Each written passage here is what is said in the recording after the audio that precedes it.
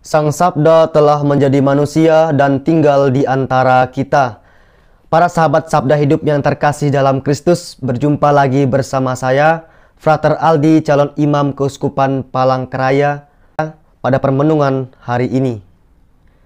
Permenungan kita hari ini diambil dari Injil Lukas, bab 9, ayat 43b sampai 45. Marilah kita mendengarkan dan merenungkan sabda Tuhan. Dalam nama Bapa dan Putra dan Roh Kudus. Amin. Semoga Tuhan beserta kita sekarang dan selama-lamanya. Inilah Injil suci menurut Lukas. Dimuliakanlah Tuhan.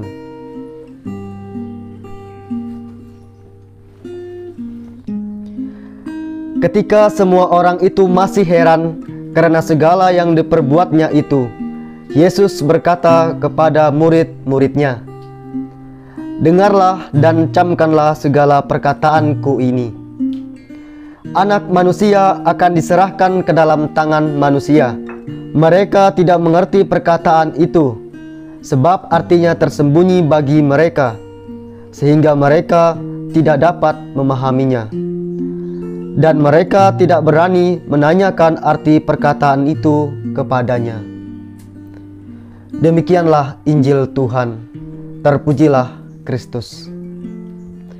Para sahabat Sabda Hidup yang terkasih dalam Kristus, pada hari ini kita mendengarkan Injil yang diambil dari Injil Lukas, yang mana menyiratkan akan misteri kehidupan. Dengan perkataan Yesus mengenai anak manusia akan diserahkan ke dalam tangan manusia, tentu menuai pertanyaan dalam hati kita. Apa maksud dari pertanyaan tersebut? Hal ini juga dialami oleh para murid, bahwa mereka juga tidak mengerti maksud dari perkataan Yesus ini.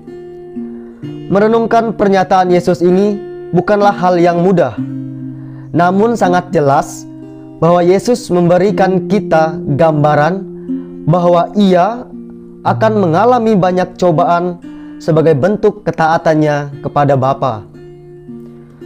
Melalui permenungan hari ini, kita disadarkan bahwa kehidupan penuh dengan misteri.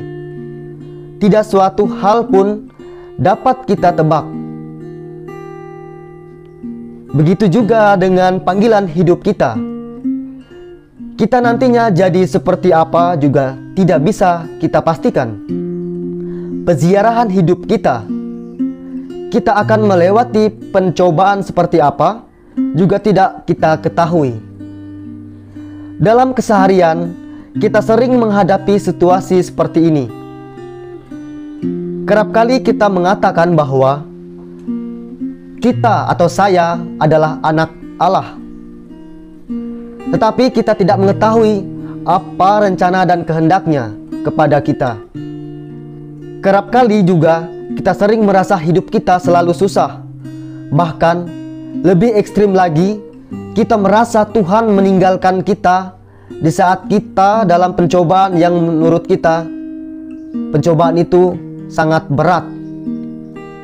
Para sahabat Sabda Hidup yang terkasih dalam Kristus, misteri kehidupan sangat sulit dimengerti dengan nalar kita, tetapi nyata kita alami. Yesus tidak menjanjikan kenikmatan dunia fana, melainkan kehidupan kekal dengan cara mengajak kita memikul salib kehidupan dan salib keseharian kita. Sebab Yesus pernah berkata, "Setiap orang yang mau mengikuti aku, ia harus menyangkal dirinya, memikul salibnya, dan mengikut aku." Mengikuti Yesus berarti kita juga berani untuk berkorban. Mengikuti Yesus berarti kita juga berani meninggalkan kenikmatan pribadi maupun duniawi.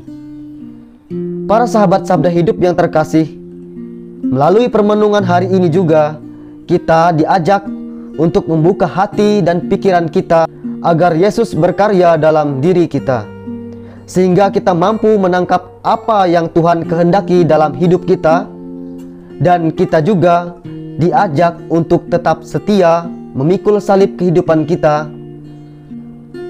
untuk berziarah bersama Kristus menuju bukit kemuliaan dan kehidupan kekal.